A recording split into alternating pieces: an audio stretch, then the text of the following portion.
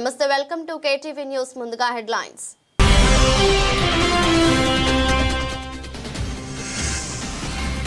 CM Chandrababu అధ్యక్షతన 8వ SIPB సమావేశం. పారిశ్రామిక ప్రాజెక్టుల చుట్టూ ఎకోసిస్టమ్ ఏర్పాటు చేయాలని సీఎం ఆదేశం.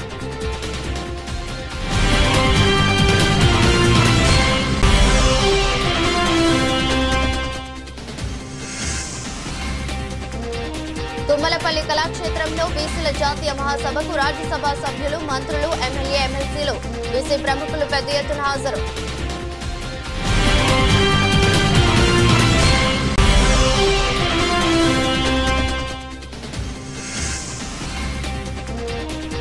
MD ఆపరేటర్ల సంఘం ప్రతినిధులతో కలిసి గాంధీనగర్ ప్రెస్ క్లబ్ లో విలేకరుల సమావేశం.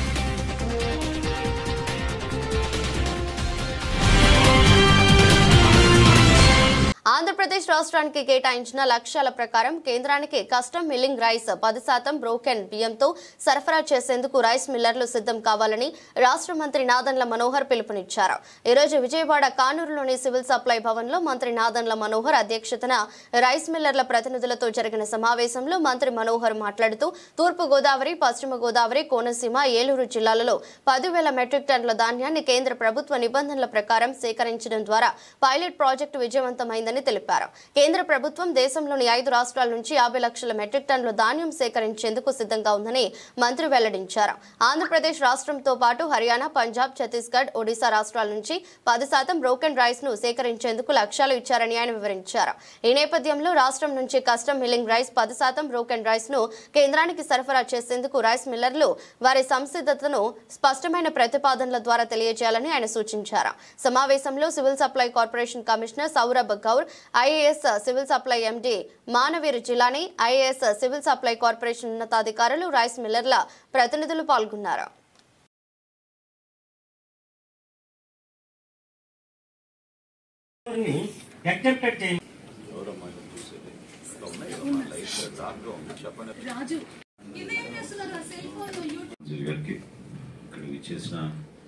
వివిధ అసోసియేషన్స్ ప్రతినిధులు, రైస్ మిల్లర్స్ ప్రెసిడెంట్ గారు అందరూ కూడా మనస్ఫూర్తిగా ఆహ్వానిస్తున్నాను.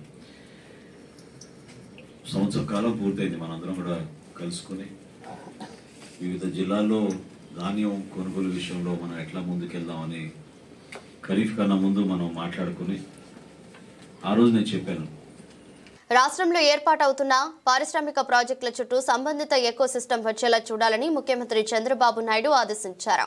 ఎకోసిస్టమ్ ద్వారా ఆయా ప్రాజెక్టులతో పాటు స్థానికులు, అనుబంధ సంస్థలకు లబ్ధి కలుగుతుందని సీఎం స్పష్టం చేశారు. గురువారం సీఎం క్యాంపు కార్యాలయంలో ముఖ్యమంత్రి చంద్రబాబు అధ్యక్షతన 8వ రాష్ట్ర స్థాయి పెట్టుబడుల ప్రోత్సాహక బోర్డు సమావేశం జరిగింది. సమావేశానికి మంత్రులు నారా లోకేష్, కె అచ్చెన్నాయుడు, పయ్యావుల కేశవ్, టీజీ భరత్, అనగాని సత్యప్రసాద్, గొట్టిపాటి రవికుమార్, కందుల దుర్గేష్, వాసంశెట్టి సుభాష్లు హాజరయ్యారు. SIPB సమావేశానికి CS కె విజయానంద్ సహా వివిధ శాఖల ఉన్నతాధికారులు హాజరయ్యారు. IT, ఫుడ్ ప్రాసెసింగ్, ఇంధన, పర్యాటక రంగాలకు సంబంధించిన 39,473 కోట్ల విలువైన పెట్టుబడులకు రాష్ట్ర స్థాయి పెట్టుబడుల ప్రోత్సాహక బోర్డు ఆమోదాన్ని తెలియజేసింది. పరిశ్రమలు, వాణిజ్య రంగానికి చెందిన 11 ప్రాజెక్టులు, ఇంధన రంగంలో 7, పర్యాటక రంగంలో 3, IT, ఫుడ్ ప్రాసెసింగ్ రంగాల్లో 1 చొప్పున ప్రాజెక్టులు SIPB ఆమోదం పొందాయి. మొత్తం 22 ప్రాజెక్టుల ద్వారా 30,899 మందికి ఉద్యోగ అవకాశాలు కలగనున్నాయి. ఇప్పుడు ఎక్కువ టైం లేదు, మా ప్రెస్ కాన్ఫరెన్స్ ఏం లేదు, రోజంతా కూడా మీతో మాట్లాడుతున్నాను.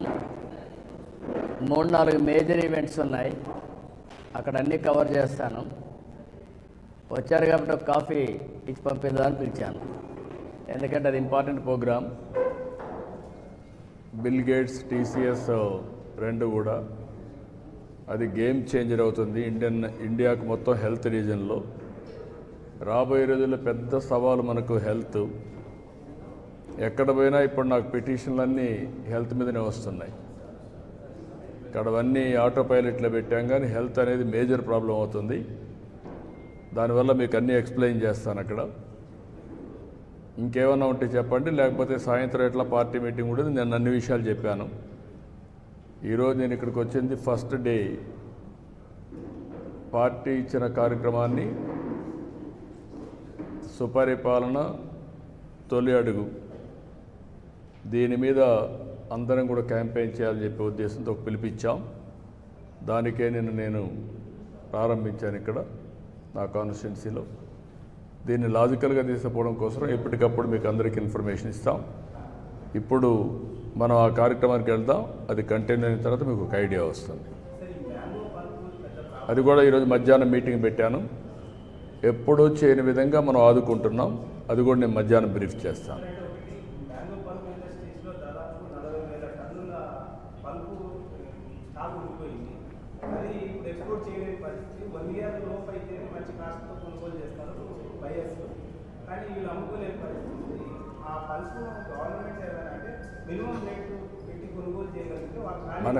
మనం ఎక్కడ కొంటామంటున్నా, కొనేసి ఏం చేయాలి? టీటీడీ మళ్ళీ వాళ్ళకు ఆ భారం పెడితే వాళ్ళు ఎట్లా ఫీల్ అవుతారు? ఇవన్నీ ఇంప్లికేషన్స్ కదా. ఒక ఇది కాదు కదా.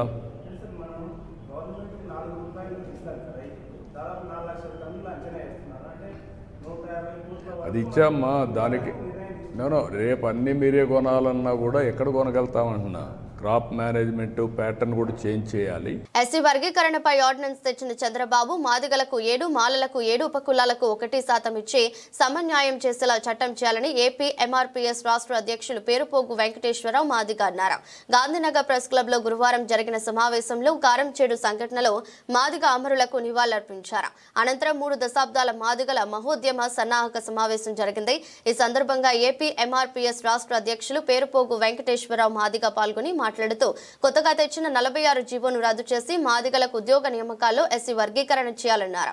సంక్షేమ రంగాల్లో ఎస్సీ కార్పొరేషన్ నిధులు మాదిగలకు 1000 కోట్లు కేటాయించాలని డిమాండ్ చేశారు. అమరావతి రాజధానిలో మాదిగల సంక్షేమ భవనం ఏర్పాటు చేయాలని, బాబు జగజీవన్ రామ్, గుర్రం జాషువా స్మృతి వనం ఏర్పాటు చేయాలని ఈ సమావేశంలో ఆయన ప్రతిపాదించగా రాష్ట్ర జిల్లా కమిటీలు ఏకగ్రీవంగా తీర్మానించి ఆమోదించారని పేరుపోగు వెంకటేశ్వరరావు మాదిగ తెలిపారు. ఏపీ ఎంఆర్పీఎస్ ఆధ్వర్యంలో జిల్లా 3 మీటీల నిర్మాణం బలోపేతం చేసేలా ఆగస్టు 20న రాయలసీమ జిల్లాల సభ, అనంతపురం కోస్తా జిల్లాల సభ, ఆగస్టు 30న నెల్లూరు ఉభయ గోదావరి జిల్లాల సభ, సెప్టెంబర్ 5న గోపాలపురం, సెప్టెంబర్ 10న ఉత్తరాంధ్ర జిల్లాల సభ విశాఖపట్నంలో జరపతలపెట్టామని తెలిపారు. సమావేశంలో కుంటి మధ్య ఓబులేసు, తప్పేట హరిబాబు, చెట్టే సుజన్ రావు, విజయ్ అంబేద్కర్, బొబ్బిలి వెంకటరాజు, ఉమ్మడి 13 జిల్లాల నుంచి రాష్ట్ర జిల్లా నాయకులు పెద్ద ఎత్తున పాల్గొన్నారు. నా పేరు చెట్టే సుజన రామాదిగా. నేను అన్నగారు పేరుపై వెంకటేశ్వర గారి సారథ్యంలో రాష్ట్ర కార్యనిర్వాహక కార్యదర్శిగా పనిచేస్తున్నాను. నేను చెప్పవలసిన విషయం ఏంటంటే, డైరెక్టర్గా చంద్రబాబు నాయుడు గారు మేము మీకు ఎంత అయితే రక్తం దారబోసి మీ జెండాలు పట్టుకుని మోసి మిమ్మల్ని అధికారంలోకి ఎక్కించామో అంతే త్వరగా మాకు ఏమైతే మేము హక్కులు అడుగుతున్నామో అదేవిధంగా మాకు క్రిమినల్ పద్ధతిని పక్కకు పెట్టి ఎవరో చెప్పిన సాకుల్ని, కుంటి సాకులను నమ్మకుండా ఆంధ్రప్రదేశ్లో మాదిగలు తక్కువని కొంతమంది మీకు చెప్పిన సాకులను కూడా పక్కబెట్టి మీరు నిజ నిర్ధారణ చేసి మాకు మాలలకి 7, మాదిగలకి 7 ఈ ఓటా సమానంగా ఇచ్చి మాకు మేము చేసిన కష్టానికి రుణం తీర్చుకుంటారని కోరుకుంటున్నాం. అంతేకాకుండా మేము ఏ యథార్థంగా అయితే మిమ్మల్ని మీ పాదయాత్రలో మిమ్మల్ని నడిపించామో, మేము మీద రాళ్ళు రువుల వాళ్ళని కూడా మా నెత్తిరి తలకాలని మీకు ఎదురు ఎలా పెట్టి మెగ్గించుకున్నామో అదేవిధంగా మాకు సమన్వయం చేసి మా ఓటా మాకు ఇస్తారని కోరుకుంటూ సెలవు తీసుకుంటున్నాను.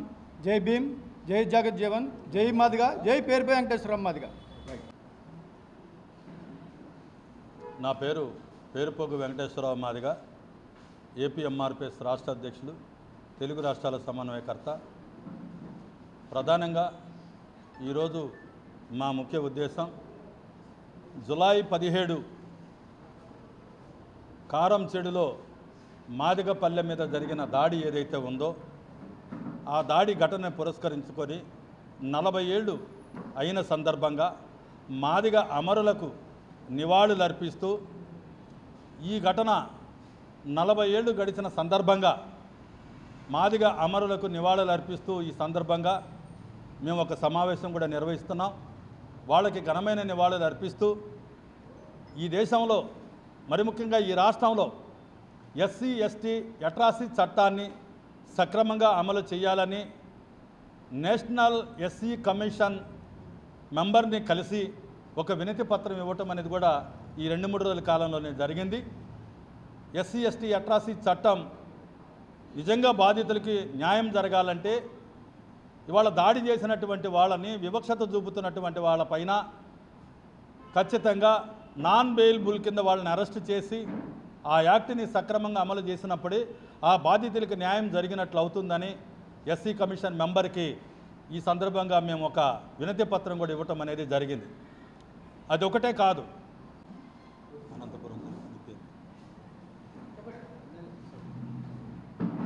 నా పేరు కుంటిమెద్ది ఓబులేసు, రాష్ట్ర ఎంఆర్పిఎస్ ప్రధాన కార్యదర్శి. ఉమ్మడి రాష్ట్రం నుంచి కూడా సీనియర్గా ఈ ఉద్యమాల్లో పాల్గొంటూ ఈరోజు పేరుపోవు వెంకటేశ్వరరావు గారి నాయకత్వంలో సుదీర్ఘంగా అనేక ఉద్యమాలు ఆయన పిలుపు మేరకు అనేక ఉద్యమాలు చేస్తూ అనంతపురం ఉమ్మడి జిల్లా నుంచి మా మిత్రులు ఈరోజు చాలామంది వచ్చినారు. ఈ రాష్ట్రంలో ఉండబడినటువంటి నా తోటి రక్త బంధువులందరికీ పేరు పేరున ధన్యవాదాలు. అదేవిధంగా ఏదైతే ఎంఆర్పిఎస్ ఉద్యమాల్లో అశువులు బాసినటువంటి అమరవీరులకు, కారంచెడు వీరులకు కూడా ఇప్పుడే మా అధ్యక్షులు చెప్పినట్టు వారికి ఇక్కడ వచ్చినటువంటి సభ్యులు ముఖ్య నాయకులందరూ కూడా నివాళులు అర్పిస్తూ ఏదైతే చట్టము ఎస్సీ వర్గీకరణ చట్టము చంద్రబాబు నాయుడు గారు 2 మాల మాదిగలకు సమానంగా 7% వారికి 7% మాదిగలకు ఇచ్చినప్పుడే ఈ విజయవాడ నందు పెద్ద సభ నిర్మిస్తాం. అదేవిధంగా ఈరోజు 4 ప్రాంతాలు ఎన్నుకున్నాం. ఫస్ట్ అనంతపురం నుంచే ఉద్యమాన్ని ప్రారంభిస్తాం. అనంతపురం నుంచి అన్ని ప్రాంతాల్లోనూ 4-5 ప్రాంతాల్లో ఖచ్చితంగా అనంతపురం నుంచి రాయలసీమ జిల్లాల నుంచి ఒక ఉద్యమాన్ని ప్రారంభిస్తాం. దీన్ని 2 సమానంగా ఎస్సీ వర్గీకరణలో సమాన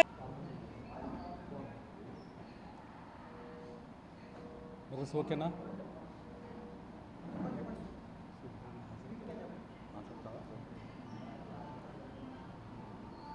నా పేరు వేగూరు విజయ్ అంబేద్కర్, సాంస్కృతిక విభాగం రాష్ట్ర అధ్యక్షుడిని. మన మహాదిగ ఉద్యమ యోధుడు పేరుపోయి వెంకటేశ్వరరావు గారి నాయకత్వంలో మేము 3 విషయాల గురించి ఈ రోజున ప్రధానంగా చర్చించుకుంటున్నాం. మొదటిది కారంచెడు దుర్ఘటన. ఆ రోజు 8 మంది బలిదానం కాగా దాని ఫలితంగా అట్రాసిటీ వచ్చింది. ఇప్పుడు అట్రాసిటీ అనేది నీరు గారిపోతుంది. ఎక్కడ కూడా అట్రాసిటీ కేసులో పుటప్ చేయట్లేదు. దళితుల్ని చంపిన, అత్యాచారాలు చేసిన, మారణ హోమాలు సృష్టించినా సరే ఈ రోజున అట్రాసిటీ పుటప్ చేయట్లేదు. చాలా బాధాకరం. ఇంకా ఆ చట్టం రావడం ఎందుకు? అది ఇంప్లిమెంటేషన్ కానప్పుడు చట్టం ఎందుకు? కాబట్టి మేమందరూ కూడా డిమాండ్ చేస్తున్నాం, అట్రాసిటీని సిన్సియర్గా ఇంప్లిమెంట్ చేయాలి. అలా చేయని పక్షంలో ఖచ్చితంగా ఉద్యమిస్తాం. ఇక రెండో విషయం వర్గీకరణ జరిగిందన్న ఆనందమే తప్ప వాస్తవంగా అది సామరస్యంగా జరగలేదు. మా పోరాటానికి ఫలితంగా పోలీస్ యంత్రాంగంలో కొందరు ముఖ్యమైన వ్యక్తులు తప్పుడు విధానాలు అనుసరిస్తున్నారు. చంద్రబాబు చెప్పినట్టు వినడం తప్ప వారికి చట్టాలు పట్టడం లేదు. కొందరు పోలీసులు రౌడీలా వ్యవహరిస్తున్నది వాస్తవమన్నారు. అంబటి రాంబాబు గారు, గుంటూరు జిల్లా వైఎస్ఆర్సీపీ అధ్యక్షులు. కొమ్మినేని శ్రీనివాస్ మీద ఎస్సీ ఎస్టీ అట్రాసిటీస్ కేసు పెడతారా? దాన్ని ఖండించరా మీరు? ఏమండి, కొమ్మినేని శ్రీనివాస్ గారు ఏం మాట్లాడండి? ఎస్సీ ఎస్టీ అట్రాసిటీస్ యాక్ట్ ఎలా పెడతారండి? ఆ డిఎస్పీ ఎలా పెడతారండి? ఆ పోలీసు వాళ్ళు ఎలా పెడతారండి? మీరు వాళ్ళు మాట్లాడతారా? మీ సంఘం గురించి మాట్లాడితే మాట్లాడడం తప్పులేదు. మీరన్నీ కూడా తప్పుడు విధానాలు అనుసరిస్తున్నారు. పోలీసు యంత్రాంగంలో ముఖ్యమైనటువంటి వ్యక్తులు, అది ఖచ్చితంగా కరెక్ట్. మీరు తప్పుడు విధానాలను అనుసరిస్తున్నారు. మీరు చంద్రబాబు నాయుడు గారు ఏం చెప్తే అది చేస్తున్నారు. మీకు ఐపీసీ పట్టడం లేదు, సిఆర్పీసీ పట్టడం లేదు, న్యాయస్థానాలు పట్టడం లేదు. ఒక కేసు తర్వాత ఇంకో కేసు పెడతారు, కుట్రపూరితంగా వ్యవహరిస్తారు. వీళ్ళందరినీ మేము గుర్తుపెట్టుకున్నామని కూడా ఈ సందర్భంగా మనవి చేస్తున్నా. ఆ పోలీస్ సంఘం వారిని అడుగుతా ఉన్నా, అసలు ఎస్సీ ఎస్టీ అట్రాసిటీస్ కేసు ఎలా పెడతారు కొమ్మినేని శ్రీనివాస్ గారి మీద అడుగుతా ఉన్నా. జగన్మోహన్ రెడ్డి గారి మీద కేసు ఎలా పెడతారని అడుగుతా ఉన్నా. కారు యాక్సిడెంట్ లో సింగేజ్ చనిపోతే ఎవరు కారు కింద పడ్డాడో కూడా తెలియకోకుండా మీరు జగన్మోహన్ రెడ్డి గారి మీద, మంత్రుల మీద కేసు ఎలా పెడతారని అడుగుతా ఉన్నా. పోలీసు అధికారుల్ని లేదా ఆ సంఘాలని చెప్పండి దీనికి సమాధానం. మీరు రాజకీయ నాయకులు అంటే తమాషాగా ఉన్నారనుకుంటున్నారా మీరు? మీ సంఘాలు మీకుంటే మా రాజకీయ సంఘాలు మాకు ఉంటాయని కూడా గుర్తుపెట్టుకోండి మీరు. దొన్నపోతు హీరోయిన్ అనగానే కట్టేయండి అని చంద్రబాబు చెప్పగానే పోలీస్ సంఘాలు వెళ్ళి మీటింగులు పెట్టి సమావేశాలు పెట్టి మాట్లాడతారు. ఈ రెండింటికి సమాధానం చెప్పండి ముందు. ఫస్ట్ ఆఫ్ ఆల్ ఇష్టం వచ్చినట్టుగా ప్రవర్తించడానికి ఇది చట్టబద్ధమైన పరిపాలన అనే విషయాన్ని మీరు మర్చిపోవద్దని కూడా ఈ సందర్భంగా నేను చెప్పదలుచుకున్నా. ఇంకా రౌడీ షీట్ పెడతా అనొచ్చు ఐపీఎస్ ఆఫీసర్. జగన్మోహన్ రెడ్డి గారి సమావేశానికి జనాన్ని సమీకరిస్తే రౌడీ షీట్ పెడతా అనొచ్చా? ఏమండి మేము అనకూడదా? అంటున్నా. మేమన్నా ప్రభుత్వం దగ్గర నుంచి జీతాలు తీసుకుంటున్నావా? మేము ఉద్యోగాలు ఏమైనా చేస్తున్నావా? కాకి బట్టలు వేసుకుని ఉద్యోగాలు చేస్తూ తుపాకులు తీసుకుని మీకు చట్టాన్ని. రాష్ట్రంలో బీసీల అభివృద్ధి ధ్యేయంగా కేంద్రంలో అధికారంలో ఉన్న బీజేపీ ప్రభుత్వం, రాష్ట్రంలో అధికారంలో ఉన్న కూటమి ప్రభుత్వం ప్రత్యేక కార్యాచరణ రూపొందించడం జరిగిందని రాష్ట్ర మంత్రివర్యులు కొల్లు రవీంద్ర తెలిపారు. రాష్ట్రంలో అంతరించిపోతున్న చేతి వృత్తులు, కుల వృత్తులపై ఆధారపడి జీవిస్తున్న వేలాది మంది బీసీలకు ప్రభుత్వం అండగా ఉంటుందని చెప్పారు. జాతీయ బీసీ సంక్షేమ సంఘం అధ్యక్షులు లాకా వెంగళరావు ఆధ్వర్యంలో నగరంలోని తుమ్మలపల్లి కళాక్షేత్రంలో బీసీల జాతీయ మహాసభకు రాజ్యసభ సభ్యులు, మంత్రులు, ఎమ్మెల్యే, ఎమ్మెల్సీలు, బీసీ ప్రముఖులు పెద్ద ఎత్తున హాజరయ్యారు. ఈ సందర్భంగా రాజ్యసభ సభ్యులు, మంత్రి కొల్లు రవీంద్ర, జాతీయ బీసీ సంక్షేమ సంఘం అధ్యక్షులు లాకా వెంగళరావు యాదవ్ మాట్లాడుతూ రాష్ట్రంలో బీసీల జనగణన చేసేందుకు ప్రభుత్వం ముందుకెళ్తుందని, రాష్ట్రంలో బీసీల అభివృద్ధి కోసం 40,000 కోట్ల రూపాయలు బడ్జెట్లో కేటాయించడం జరిగిందని చెప్పారు. చేతి వృత్తులు, కుల వృత్తులను పరిరక్షించడమే ధ్యేయంగా తమ ముందుకు వెళ్తున్నామని తెలిపారు. రాష్ట్రంలో బీసీలు రాజకీయంగా ముందుకెళ్లేందుకు బీసీ సంక్షేమ సంఘం అనేక చర్యలు తీసుకుంటుందని చెప్పారు. ప్రైవేట్ రంగంలో బీసీలకు రిజర్వేషన్ సౌకర్యం కల్పించాలని డిమాండ్ చేశారు.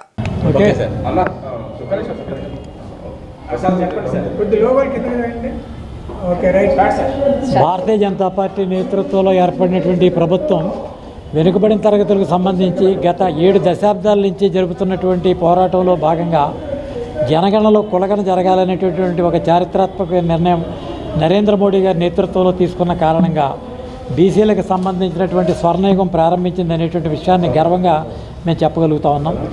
వాస్తవంగా ఇది 1931లో జరిగినటువంటి ఆఖరి కులగణ జరిగింది. 41లో రెండో ప్రపంచ యుద్ధం వల్ల, 51లో ప్రభుత్వం ఏర్పాటు చేయకపోవటం వల్ల, 61లో చైనా యుద్ధం వల్ల, 71లో పాకిస్తాన్ వల్ల యుద్ధం వల్ల, 81లో మధ్యంతర ప్రభుత్వం కూలిపోవటం, 91లో ప్రభుత్వం కూడా మధ్యంతర ప్రభుత్వం ఏర్పడటం వల్ల 2001లో అప్పుడు ఉన్నటువంటి పరిస్థితులు బట్టి ఈ 6-7 దశాబ్దాల్లో జరిగినటువంటి విషయం జనగణన జరగాల్సిన అవసరం 2021లో ఉన్నాయి. అయితే 2021లో కరోనా ఉన్న కారణంగా అది 2026 నాటికి పూర్తి చేయాలనేటటువంటి విషయాన్ని కేంద్ర ప్రభుత్వం తీసుకోవడం జరిగింది.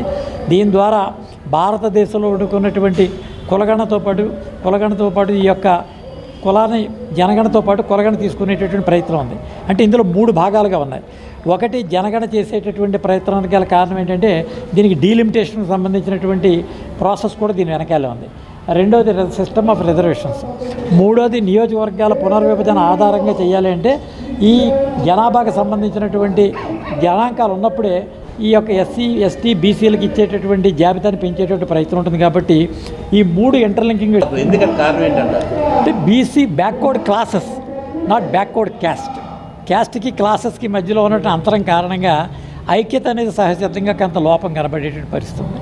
వీటిని ఏకీకరణ చేయడం కోసం చేయాలంటే మరి అంబేద్కర్ మహాశయుడు చెప్పినట్టు బోధించు, సమీకరించు, పోరాడనేటటువంటి సూత్రాన్ని ఆధారంగానే ఒక్కొక్కటి అంచెలంచెలుగా వేసుకొస్తున్నారు. కానీ కోరిక రాజ్యాంగబద్ధమైంది, న్యాయబద్ధమైంది, ధర్మబద్ధమైంది అయింది. కాబట్టి ఈరోజు వీటిని నరేంద్ర మోడీ గారి ప్రభుత్వం దీన్ని పరిగణలోకి తీసుకుని జస్టిస్ రోహిణి కమిషన్ ఏర్పాటు చేయడం జరిగింది. స్వతంత్ర భారతదేశంలో 3 కమిషన్స్ ఏర్పాటు చేశారు. 1953లో కాకా కేలేకర్, 1979లో ఈ యొక్క మండల కమిషన్, తాజాగా రోహిణి కమిషన్ ఏర్పాటు చేశారు. ఏర్పాటు చేయడానికి గల కారణం ఏంటి? బీసీ కులాల యొక్క జాబితాని సృష్టించాలి, దాని యొక్క వాస్తవాల గణాంకాలు తీసుకోవాలని పాయింట్. మొట్టమొదటి కమిషన్కి వచ్చేసరికి సుమారు కేవలం 1700 కులాలు వచ్చినాయి. రెండో కమిషన్ ఏర్పాటు చేసేసరికి 3473 కులాలు వచ్చినాయి. తాజా కమిషన్లో 5011 కులాలు వచ్చినాయి. అంటే దీని యొక్క సంబంధించినటువంటి నాలెడ్జెస్ ఇచ్చే పరిస్థితి లేదు. ఇందులోనే మళ్ళీ సంచార, అర్ధ సంచార, విముక్తి జాతులు ఉన్నాయి. ఆంధ్రప్రదేశ్లో సుమారు 26 జాతులు ఉన్నాయి.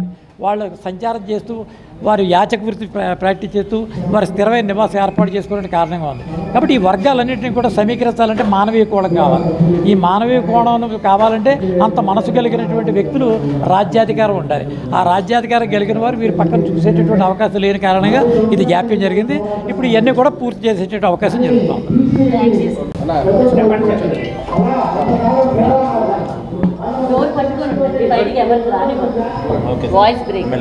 ఈరోజు బీసీ సంక్షేమ సంఘం ఆధ్వర్యంలో విజయవాడలో పెద్ద ఎత్తున 132 కులాలకు సంబంధించినటువంటి బీసీలంతా ఏకమై ఒక ప్రత్యేక కార్యక్రమాన్ని జరుపుకుంటా ఉన్నాం.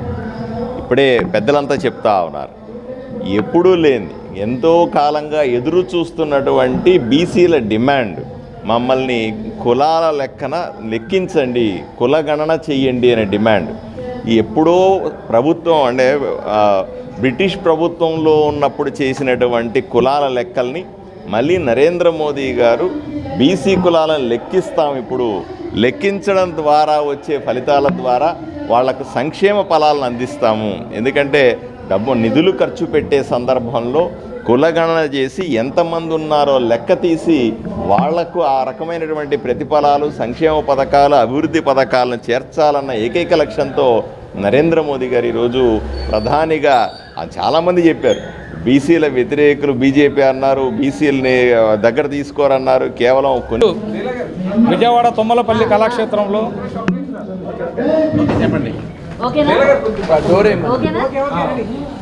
ఈరోజు విజయవాడ తుమ్మలపల్లి క్షేత్రయ కళాక్షేత్రంలో జాతీయ బీసీ సంక్షేమ సంఘం నూతన రాష్ట్ర కార్యవర్గం అలాగే జాతీయ కార్యవర్గాన్ని ఈరోజు ఏర్పాటు చేసుకోవడం జరిగింది. ఈ యొక్క కార్యక్రమానికి ముఖ్య అతిథులుగా రాష్ట్ర గనుల శాఖ మార్చులు మరియు ఎక్సైజ్ శాఖ మార్చులు శ్రీ కొల్లు రవీంద్ర గారు, అలాగే మరో రాష్ట్ర మంత్రులు సత్యకుమార్ యాదవ్ గారు, అలాగే రాజ్యసభ సభ్యులు పాకా సత్యనారాయణ గారు, మరొక రాజ్యసభ సభ్యులు బీదా మస్తాన్ రావు గారు, మరి ఇంకా 4-5 ఎమ్మెల్సీలు ఎమ్మెల్యేలు కూడా ఈరోజు ఈ సమావేశానికి హాజరవడం జరిగింది. ముఖ్యంగా ఈ జాతీయ బీసీ సంఘం లక్ష్యం ఏంటంటే, ఈ దేశంలో 40 సంవత్సరాలుగా చూస్తే అనేక పార్టీలు కూటమిగా ఏర్పడి పాలిస్తున్నాయి. అలాగే బీసీల్లో ఈ రాష్ట్రంలో 140 కులాలు ఉన్నాయి. అలాగే దేశంలో 3600 కులాలు ఉన్నప్పటికీ కూడా వీరు గొడుగైతే ఒకటే బీసీ అనే గొడుగు, ఆ గొడుగు కిందకి రాలేక రాజ్యాధికారానికి దూరంగా మరి ఈరోజు అనేక కష్టాలు పడుతున్నారు, అనేక అవమానాలకు గురవుతున్నారు. కాబట్టి ఈ కులాలన్నింటిని కూడా కూటమిగా ఏర్పాటు చేయాలనేది మా యొక్క జాతీయ బీసీ సంక్షేమం యొక్క ముఖ్య లక్ష్యం. అందులో భాగంగా మేము గ్రామ స్థాయి నుండి, నియోజకవర్గ స్థాయి నుండి, జిల్లా స్థాయి నుండి, రాష్ట్ర స్థాయి, దేశ స్థాయి వరకు కూడా మరి ఇప్పటికే భారతీయ జనతా పార్టీ శ్రీ గౌరవనీయులు నరేంద్ర ఈరోజు జాతీయ బీసీ సంక్షేమ సంఘం ఆధ్వర్యంలో విజయవాడ తుమ్మలపల్లి కళాక్షేత్రంలో బీసీల సమావేశాన్ని ఏర్పాటు చేయడం జరిగింది. మరి లాకా వెంగళరావు గారి ఆధ్వర్యంలో ఈ కార్యక్రమాన్ని ఏర్పాటు చేసి మరి పెద్దలందరినీ కూడా ఆహ్వానించడం, అలాగే గౌరవ మంత్రివర్యులు సత్యకుమార్ గారు, అలాగే జాతీయ BC commission chairman Hansraj Gangaram గారు, అదేవిధంగా జంగా కృష్ణమూర్తి గారు, ద్వారక రామారావు గారు, పెద్దలందరూ కూడా రావడం జరిగింది. ఇవాళ రాష్ట్రంలో కానీ దేశంలో కానీ అత్యధిక జనాభా ఉన్నటువంటి వర్గాలు బీసీ వర్గాలు, ఇంకా అణగారిన వర్గాలు అట్టడుగుల్లో ఇంకా చాలామంది బీసీ కులాలు ఉన్నాయి. వాటిని ముందుకు తీసుకురావడానికి ప్రభుత్వాలు అనేక కార్యక్రమాలు తీసుకుంటున్నా ఇంకా వాళ్ళలో వెనుకబాటుతనం ఉంది. ముఖ్యంగా చేతి వృత్తులు, కుల వృత్తులు ఈరోజు నిర్వీర్యం అయిపోతూ ఉన్నాయి. ఒక పక్క మల్టీనేషనల్ కంపెనీస్ రావడం, వాళ్ళ ప్రోడక్ట్స్ రావడం, వీటి వల్ల చేతి వృత్తులన్నీ కూడా వాళ్ళు కోల్పోతూ ఉన్నారు. అలాగే రాజకీయంగా కూడా మరి వాళ్ళు పెరిగినటువంటి ధన ప్రభావం వల్ల కానీ వేరు కారణాల వల్ల కానీ వెనకబడిపోతూ ఉన్నారు. ముఖ్యంగా ఐక్యత లేకపోవడం కూడా ఒక కారణం. ఇవన్నీ కూడా మరి ఎన్ని సమావేశాలు పెట్టుకున్నా ఇంకా ఆ ఐక్యత రానటువంటి పరిస్థితి ఉంది. కాబట్టి ఇప్పుడు మరి గౌరవ ముఖ్యమంత్రి గారు, ప్రధానమంత్రి గారు ఈరోజు కులగణన చేయడానికి నిర్ణయం తీసుకోవడం జరుగుతుంది. దానికి గైడ్లైన్స్ కూడా త్వరలోనే ఇవ్వబోతూ ఉన్నారు. అలాగే మన రాష్ట్రంలో కూడా గౌరవ ముఖ్యమంత్రి చంద్రబాబు నాయుడు గారు మరి గతంలో కానీ ఇప్పుడు కానీ మనం చూసాం 5 సంవత్సరాలు ఏ రకంగా నిర్లక్ష్యం కాబడ్డారు, రిజర్వేషన్లు కూడా ఆ రోజున 34% ఉన్నటువంటి రిజర్వేషన్. ప్రభుత్వం కక్షపూరితంగా రాష్ట్రంలో 9260 మంది ఎండి ఆపరేటర్లను తొలగించిందని ఎండి ఆపరేటర్ల సంఘం రాష్ట్ర అధ్యక్షులు కిషోర్, రాష్ట్ర గౌరవ అధ్యక్షులు రౌతు సూర్యనారాయణ అన్నారు. ఎండి ఆపరేటర్లపై బురద జల్లుతూ చంద్రబాబు, నాదెండ్ల మనోహర్ తమ ఉనికిని చాటుకునేందుకు ప్రయత్నిస్తున్నారని చెప్పారు. 18,500 కుటుంబాలను రోడ్డున వేసిన ప్రజల్లో తీవ్ర వ్యతిరేకతను మూటగట్టుకున్నారని తెలిపారు. గురువారం ఎండియూ ఆపరేటర్ల సంఘం ప్రతినిధులతో కలిసి గాంధీనగర్ ప్రెస్ క్లబ్ లో విలేకరుల సమావేశం జరిగింది. ఈ సందర్భంగా మాట్లాడుతూ మంత్రి నాదెండ్ల మనోహర్ ఎండియూ ఆపరేటర్లను ఉద్దేశించి రేషన్ మాఫియా జరిగిందని చెప్పడం దారుణమన్నారు. ఇటువంటి వ్యాఖ్యల వల్ల తమ మనోభావాలు దెబ్బతింటున్నాయని ఆయన ఆవేదన వ్యక్తం చేశారు. రాజకీయాల్లో 40 ఏళ్ల సుదీర్ఘ అనుభవం కలిగిన నారా చంద్రబాబు నాయుడు కూడా మా గురించి తప్పుగా మాట్లాడుతుండడం తమకు తీవ్ర మనోవేదనకు గురి చేస్తుందని పేర్కొన్నారు. ఎండియూ ఆపరేటర్లపై బురద చల్లుతూ చంద్రబాబు, నాదెండ్ల మనోహర్ తమ ఉనికిని చాటుకునేందుకు ప్రయత్నిస్తున్నారని చెప్పారు. కూటమి ప్రభుత్వం వచ్చిన వెంటనే 20 లక్షల మందికి ఉద్యోగాలు కల్పిస్తామని చెప్పి దాదాపు 3 లక్షల మందిని ఉపాధి అవకాశాలు లేకుండా చేసి నిరుద్యోగులుగా రోడ్డున పడేశారని పేర్కొన్నారు.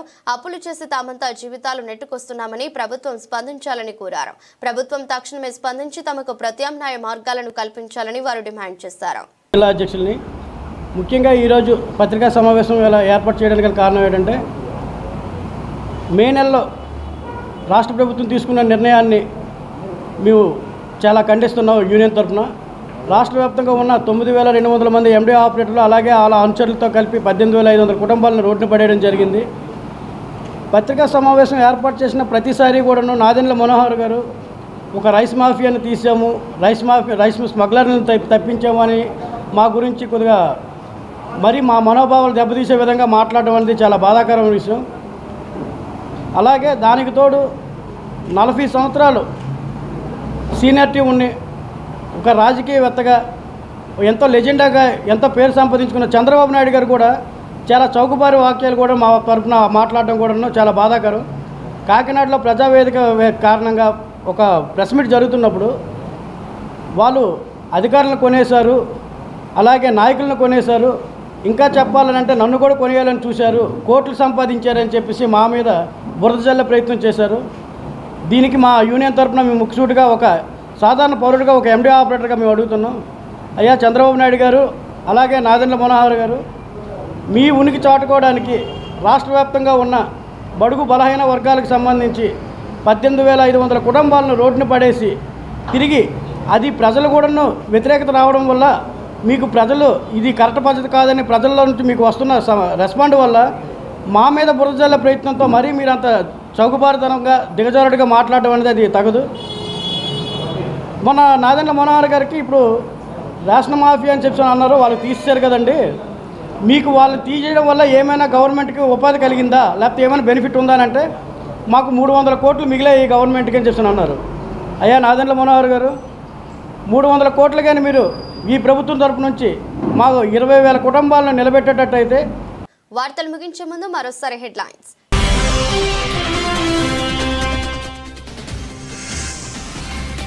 సీఎం చంద్రబాబు అధ్యక్షతన 8వ SIPB సమావేశం. పారిశ్రామిక ప్రాజెక్టుల చుట్టూ ఎకోసిస్టమ్ ఏర్పాటు చేయాలని సీఎం ఆదేశం.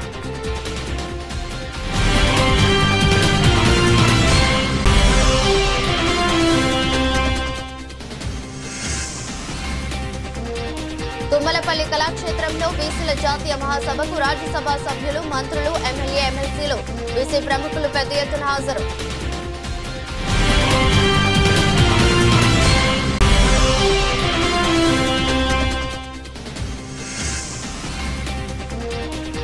ఎండి ఆపరేటర్ల సంఘం ప్రతినిధులతో కలిసి గాంధీనగర్ ప్రెస్ క్లబ్ లో విలేకరుల సమావేశం.